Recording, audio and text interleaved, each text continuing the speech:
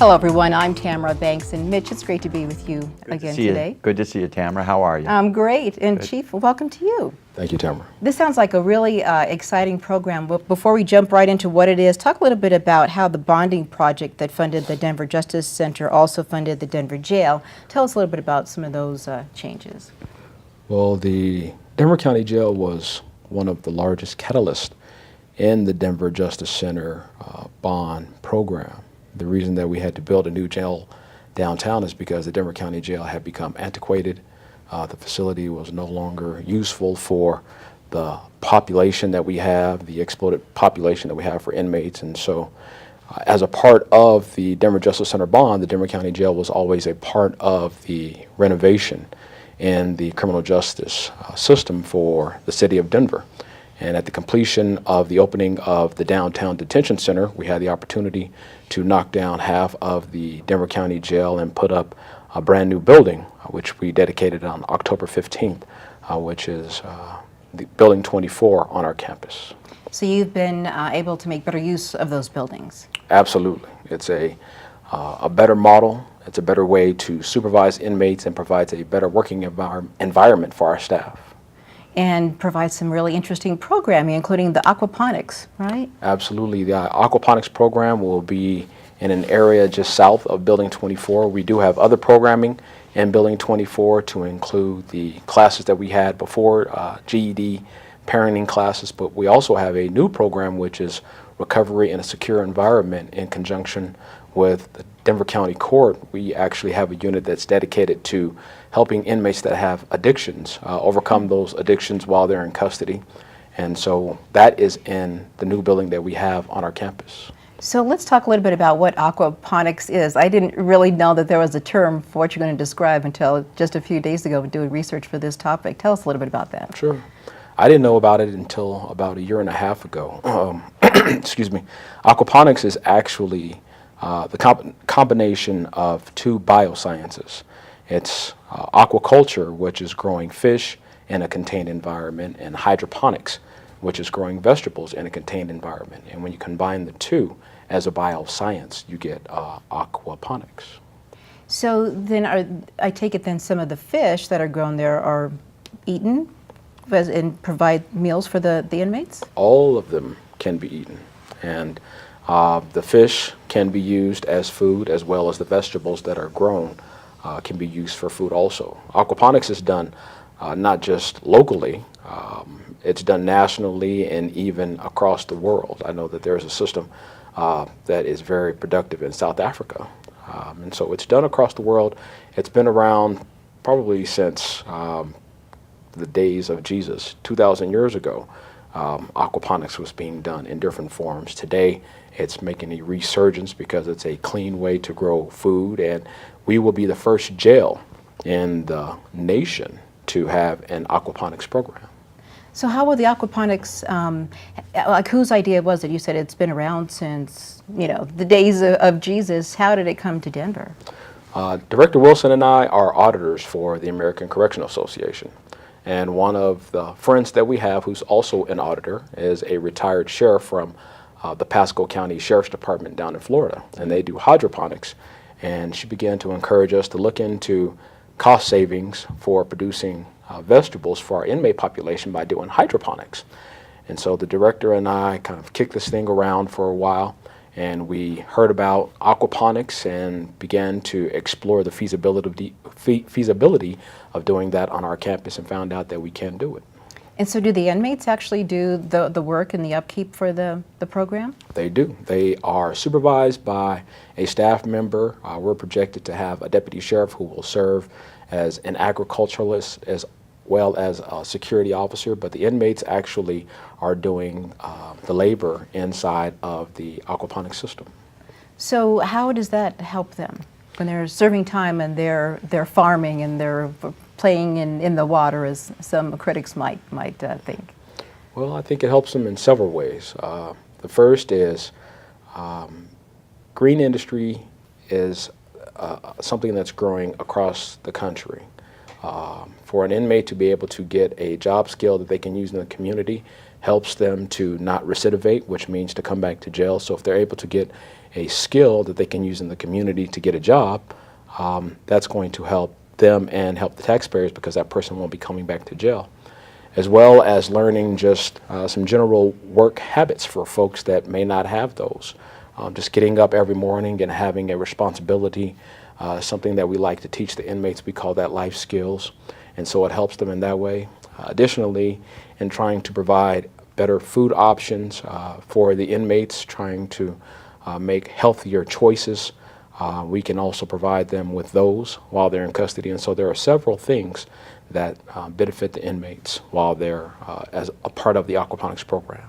And I imagine, Mitch, if they're not going through the process in the judicial system all the time, it kind of frees up the courts to work on some other issues. Oh, absolutely. And you know, I think that the reason we wanted to do this show is so our listeners and our viewers would know how important the jail system in the city and county of Denver is, and that their investment in that bond initiative to help us build the Justice Center, how important that was, because it's allowing the sheriff to do the kind of work that they're doing there. We had a show not too long ago about the sobriety court, and now people serve longer sentences in jail for driving under the influence of alcohol if they're a repeat offender.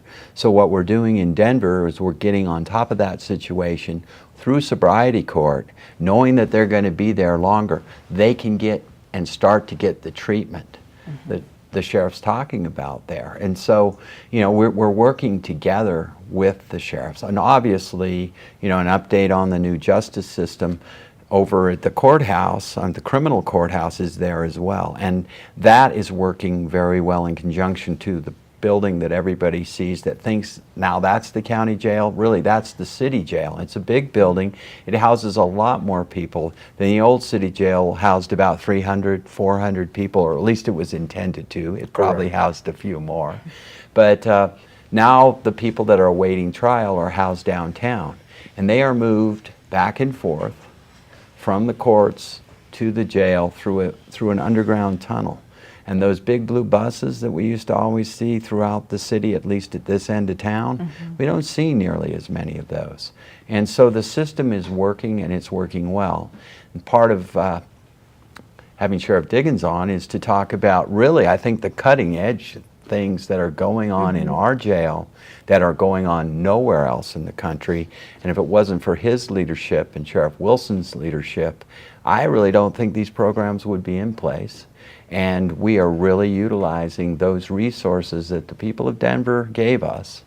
And this will save money in the long run, and it's kind of a cool thing to talk about. Right. I don't think, as Mitch said, people realize how much went into that bond initiative and all the build out and all the programs that come about. When people, after they get out and they've gone through the aquaponics program and they've been involved in it, will those be skills that they'll be able to carry on with them if they decide to go into that field and do a little bit more outside of jail? Absolutely. We are working with Mayor Hancock's Office of Sustainability.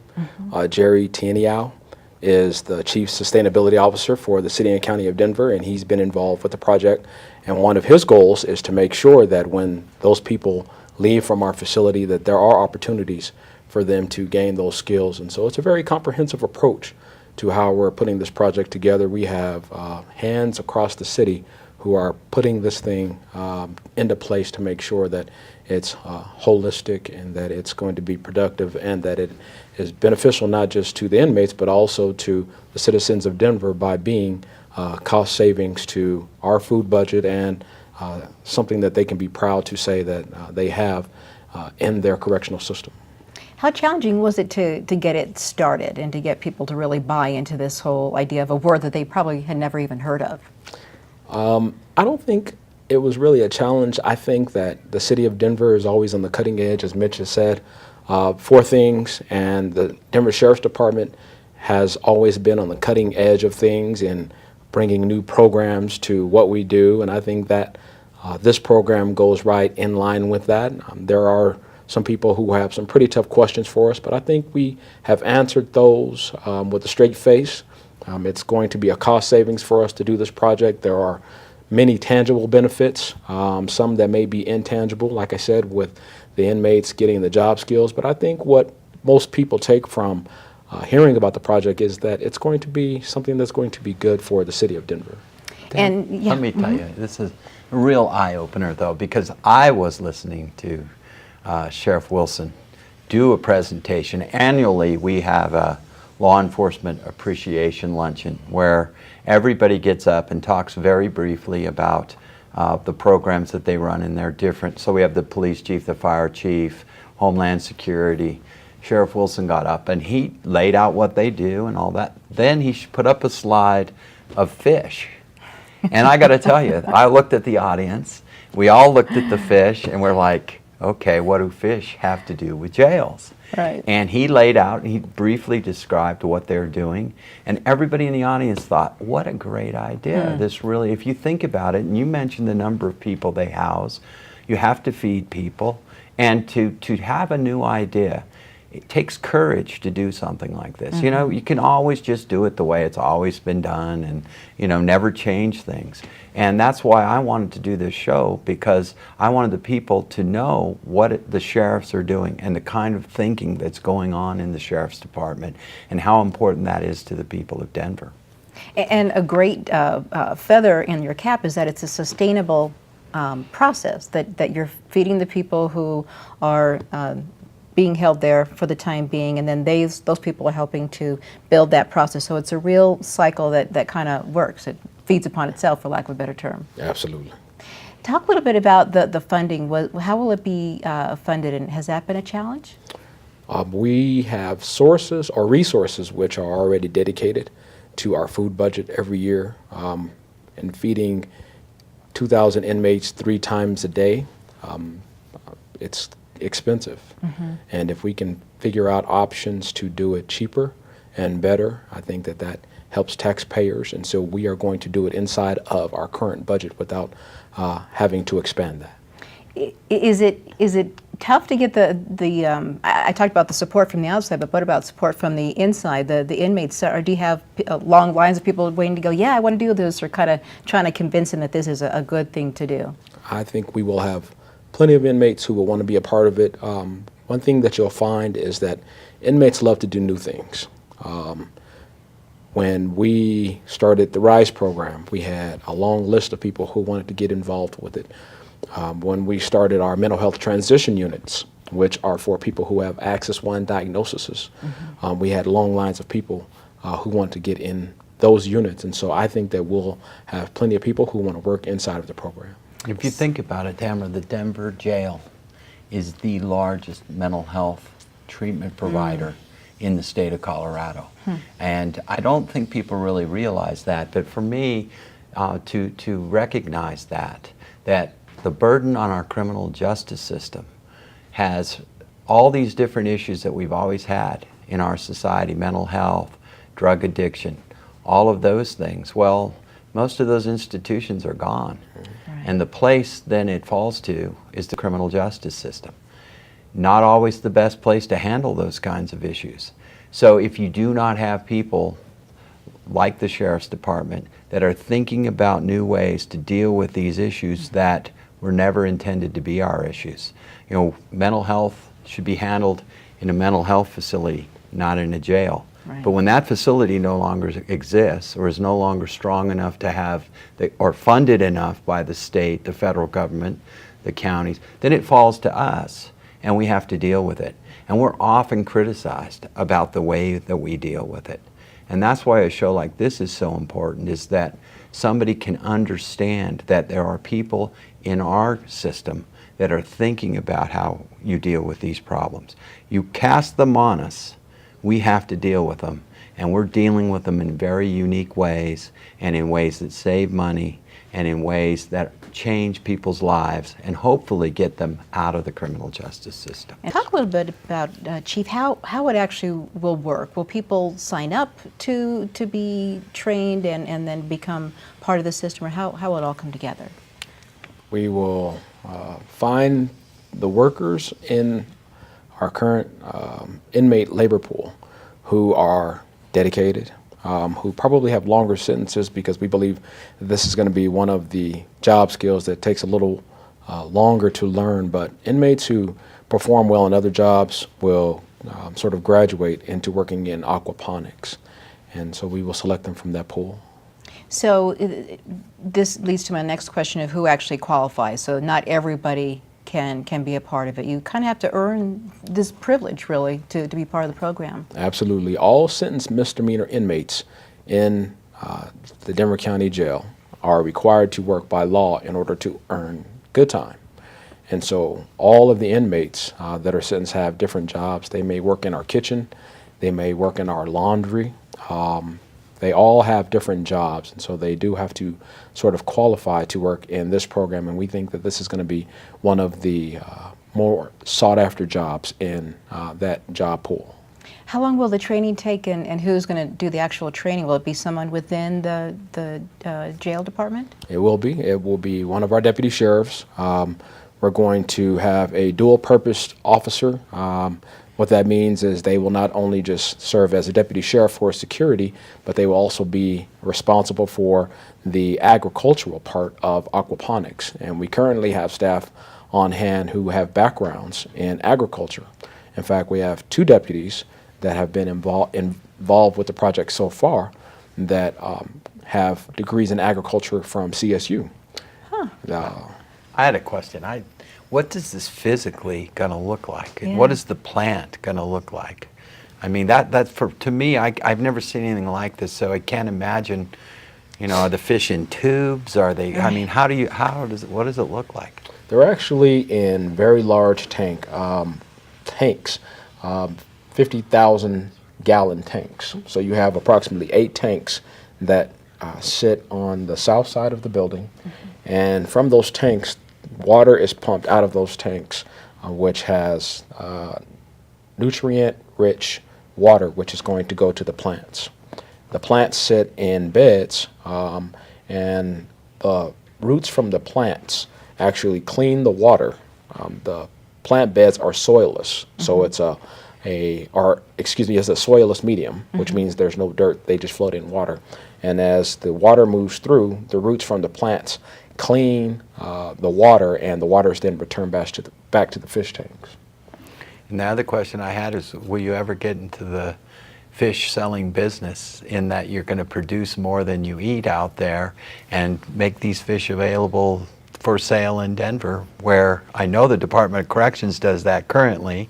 When you ask where the fish are from and they say somewhere in Colorado, and you're like, those kind of fish don't grow in Colorado. I know they're being grown by inmates in the Department of Corrections program. Is there a plan to maybe challenge them and sell some of these fish on the market? There is a plan for us to do so.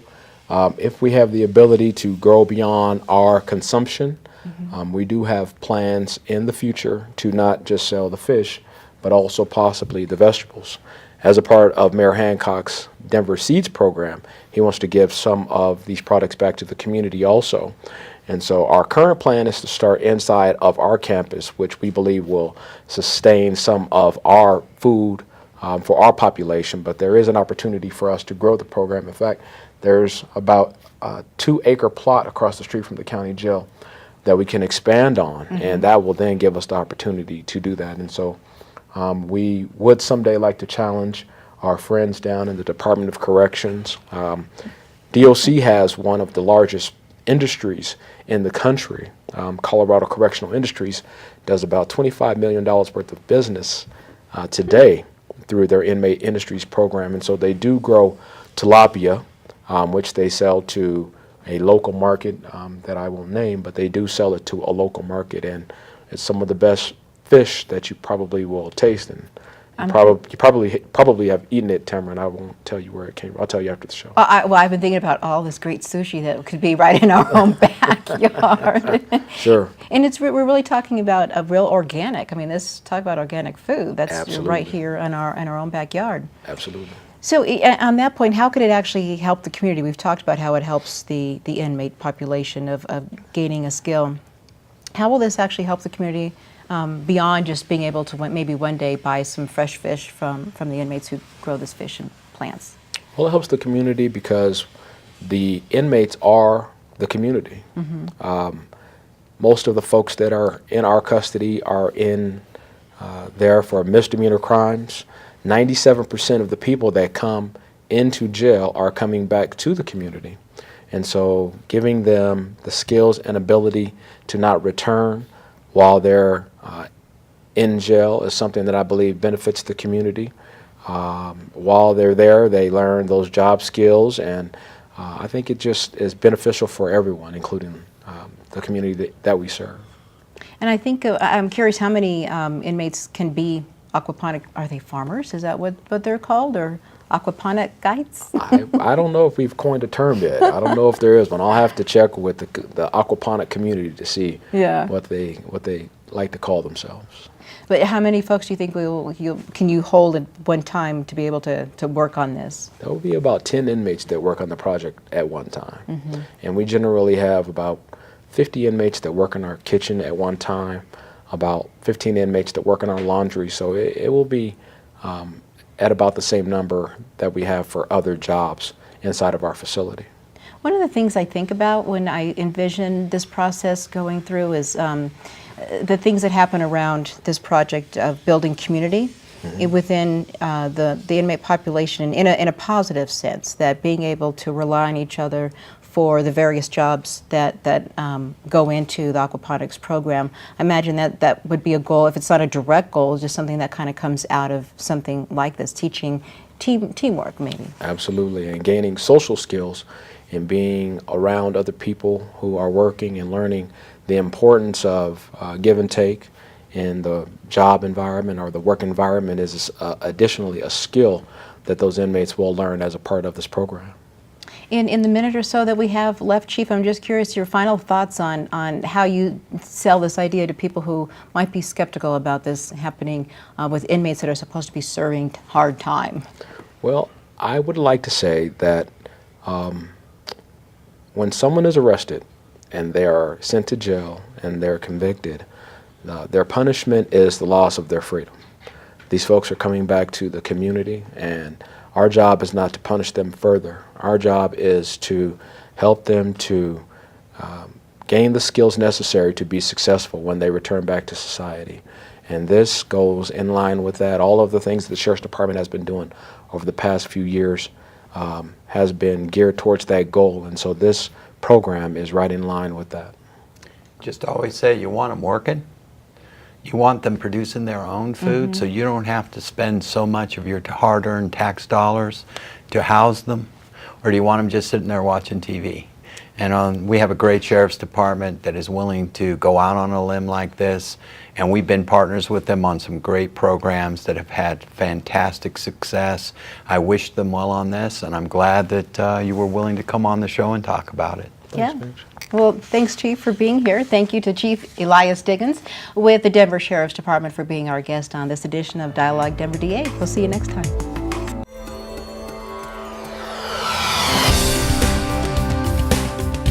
Denver 8 TV, your city, your source.